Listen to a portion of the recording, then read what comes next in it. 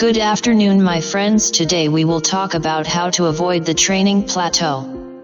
To avoid a training plateau on your athletic path, study these principles and listen to our advice. Once again, I want to touch on the topic of stagnation of results. We have to do this because, seeing from your letters, many still do not understand the huge importance in cycling training, in periodization as such.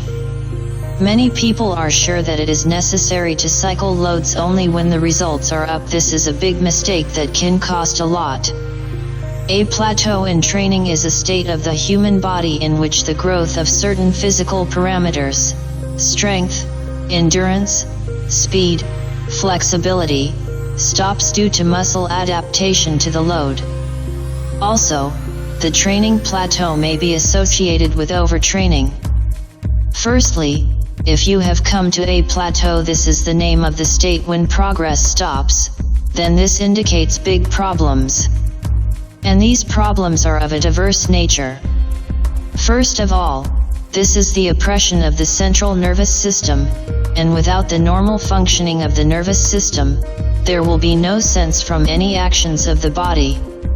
Secondly, the tendon ligamentous apparatus is overloaded, and together with these two factors, an injury that can knock you out of your favorite business is just around the corner, and it can take from several months to complete cessation of training, forever.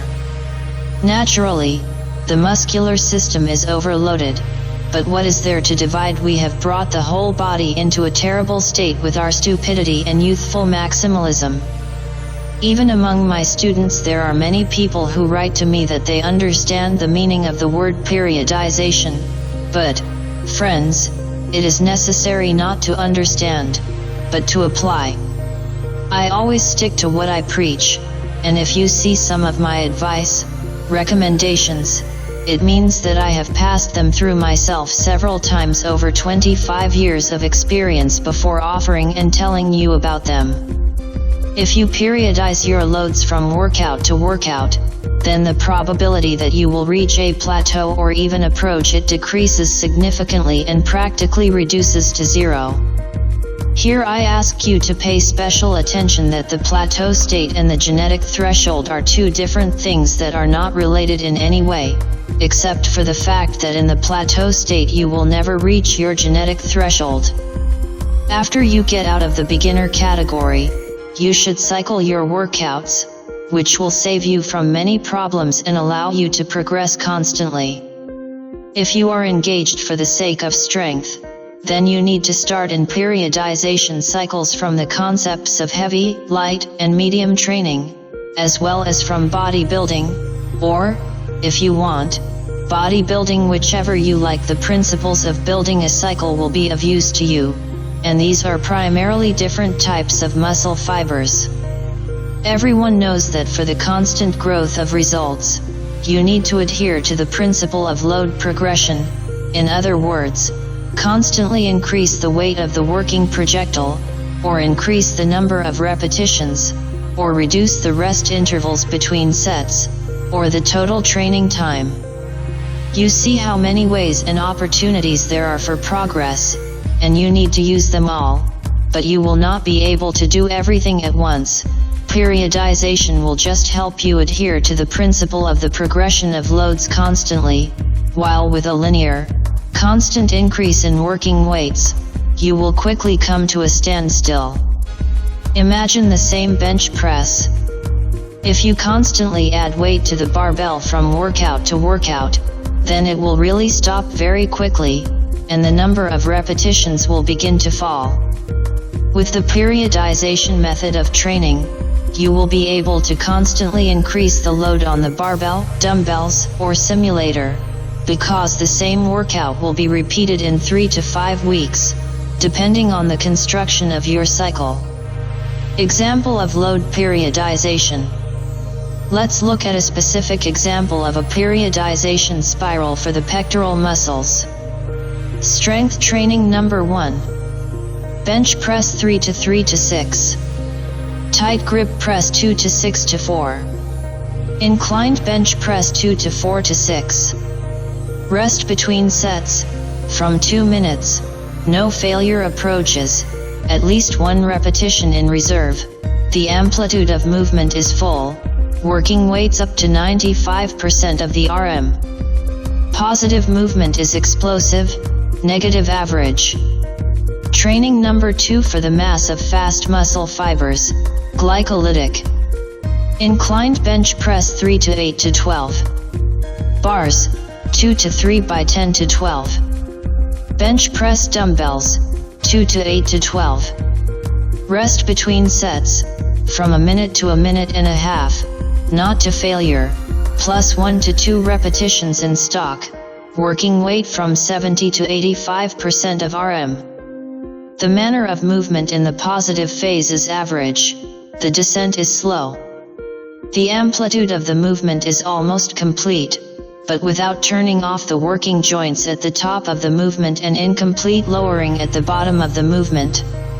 Training number 3 for the mass of slow muscle fibers, oxidative. Bench press in the simulator is inclined. Bringing hands together in the pec deck simulator. Rest between sets in one exercise 30 seconds, between exercises for one muscle group, 10 minutes. Orientation is not on the number of repetitions, but on the time under load, from 30 to 40 seconds, the amplitude is shortened, the manner of performing the exercise is slow, working weights from 30 to 70% of the weight in normal operation for fast MV. Training number 4 on the mass of intermediate muscle fibers. Inclined bench press. Bars. Bringing hands together in the pec deck simulator. One approach in each exercise. In the first 3 warm-up exercises. In subsequent exercises for the same muscle group, warm-up approaches can be omitted. The approach is performed for 12 to 15 repetitions until failure, then weight loss occurs without rest, by about 15 to 20%, and another approach is performed for 8 to 6 repetitions until muscle failure. Working weights from 60 to 80% of RM. The amplitude is the same as during BMW training, the movements in the positive and negative phases are the same. After that, the cycle repeats, but not with new working weights. See how much longer the time is between the same workout for one muscle group. And even if someday the progression of working weights stops, it will happen much later than with a linear increase in weights, from training to training, without any periodization. This technique is also more effective than the hard easy system. But that's not all. Strength training is also different, as well as for the mass of muscle fibers, so this periodization round is actually even longer, and the time between the same workout is even longer. You will wait for each new workout with the enthusiasm of a beginner, which will have a beneficial effect on the central nervous system. The loads are so different that they will not cause overload of any body systems, and many will get rid of pain in the knee and elbow joints. No matter how you look at it, even if you don't believe in different types of muscle fibers, you will still get only advantages from this method. I have been training for 2 years without the use of pharmacology, and thanks to this system I get pleasure and results both in strength and in mass. I'll tell you another secret of mine. I'm overtraining very quickly, so I've always been looking for ways to avoid it, because it slows down progress both in strength and in mass, and it's not good for health. With overtraining, the condition is as if the flu virus has caught and the whole body aches. These are only pseudo-naturals calling for killing yourself at every workout, and to train every day, they are able to endure such loads. I had to restrain myself in training so as not to overtrain. In our business it is better to be slightly undertrained than overtrained, which can cancel out many months of work and throw you back, and even put you out of action for an indefinite time. Not only the muscular and other systems of the body suffer from overtraining, but also the mental part. Motivation decreases. The strongest stimuli that cause overtraining are failure repetitions, work beyond the point of failure, negatives and forced repetitions.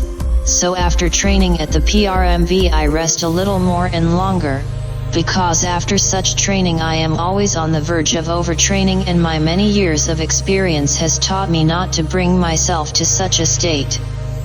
It is for this reason that I very often alternate my workouts not according to the given periodization scheme, but by inserting training on the MMV after each new cycle, like this: strength, MMV, BMW, MMV, PRMV, MMV, the beginning of a new round. As you can see, the MMV in this scheme trains more often than others, but this does not affect the result, and perhaps even spurs it. You don't have to listen to this advice if you are okay with overtraining and you are unfamiliar with this feeling and condition. You are lucky, but if you, like me, easily catch overtraining, then this advice is worth its weight in gold for you.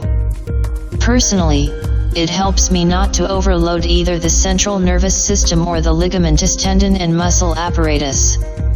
In any case, both variants of periodization will save you from the state of plateau, and overtraining will allow you to progress longer and faster and will push your genetic threshold to unknown peaks.